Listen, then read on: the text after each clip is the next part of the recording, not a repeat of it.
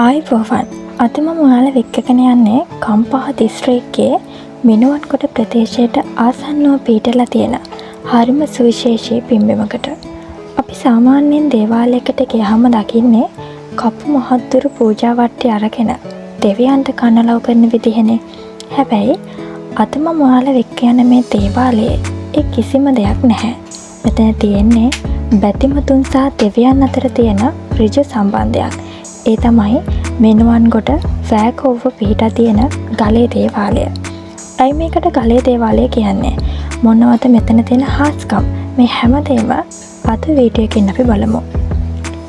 මේ දේවාලය පිහිටලා තියෙන්නේ ස්වභාවිකව පිහිටපු විශාල ගල් තලාවක් උඩ. මිනුවන්ගොඩ වටරවුමෙන් කුරුණෑගල පාරේ කිලෝමීටර් 2ක් විතර එනකොට වෑකෝව හන්දිය හමු වෙනවා. එතනින් කෙටි දුරක් ගියාම තමයි මේ පින්බිම හමු වෙන්නේ.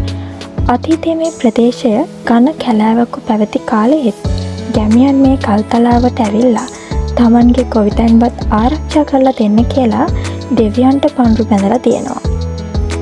අද වෙනකොට මේක හරිම ක්‍රමවත්ව නිර්මාණය කරලා තිබුණත් ඒ පැරණි ගැඹීරත්වය තවමත් ඒ විදිහටම තියෙනවා.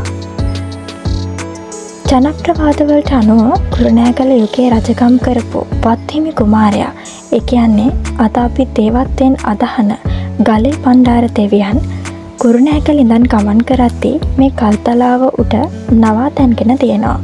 ඒ වගේම තමයි මේ මුළු අඩවියටම අධිපති ගම්භාර සිද්ධ සූනියම් දිව්‍ය රාජෝත්තමයන් වහන්සේගේ ප්‍රධාන බැල්ම මේ ස්ථානයට තියෙනවා කියලා බැතිමතුන් විශ්වාස කරනවා. වෑකෝව ප්‍රදේශයේ අයට මේ දේවාලය කියන්නේ තමන්ගේම ගෙදර වගේ තැනක්. මේ වීඩියෝ එක බලන ඔයාලා පුදුම වෙයි මෙතන පූජා පවත්වන විදිය දැක්කම. මෙතන වෙනමම කපු මහත්තුරු නැහැ.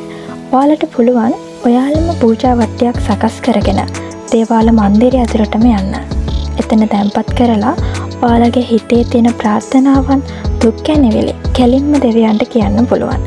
අතරමැදියෙක් නැතුව දෙවියන් එක්ක කතා කරනවා වගේ හැඟීමක් මෙතනදී දැනෙනවා.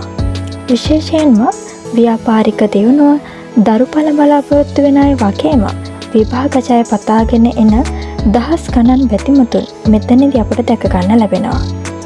තවත් විශේෂ දෙයක් තමයි පඬුරු ගැට ගැසීම. තමන්ට යම් බලාපොරොත්තුවක් තියෙනවා නම් ඒ වෙනුවෙන් පඬුරක් ගැට ගහලා ප්‍රාර්ථනා කළාම ඒක අනිවාර්යෙන්ම ඉටු වෙනවා කියන එකට මෙතන ඕනෑ තරම් සාක්ෂි තියෙනවා. තමන්ගේ බලාපොරොත්තුව ඉටු වුණාට පස්සේ නැවත ඇවිත් දේව පූජා පවත්වන පිරිස සත්‍යන්තවලදී දේවාල භූමියේ පිරීලා ඉන්නවා දැක්කම මෙතන තියෙන හාස්කම ගැන අපට හිතා ගන්න පුළුවන්. ඉතින් ඔයාලත් මේ පැත්තේ සංචාරය කරනවා නම් නැත්නම් හිතේ යම් ප්‍රාර්ථනාවක් තියෙනවා නම් මිනුවන්ගොඩ වෑකෝව ගලේ දේවාලයට ඇවිත් යන්න අමතක කරන්න එපා. මතක ඇතුව සුදු ඇඳුමකින් සැරසිලා එන්න. ඒ වගේම අපේ මේ වටිනා පුරාණ ස්ථාන සහ පරිසරය පිරිසිදුව තබා ගන්නත් ඔයාලා වග බලා ගන්න ඕන.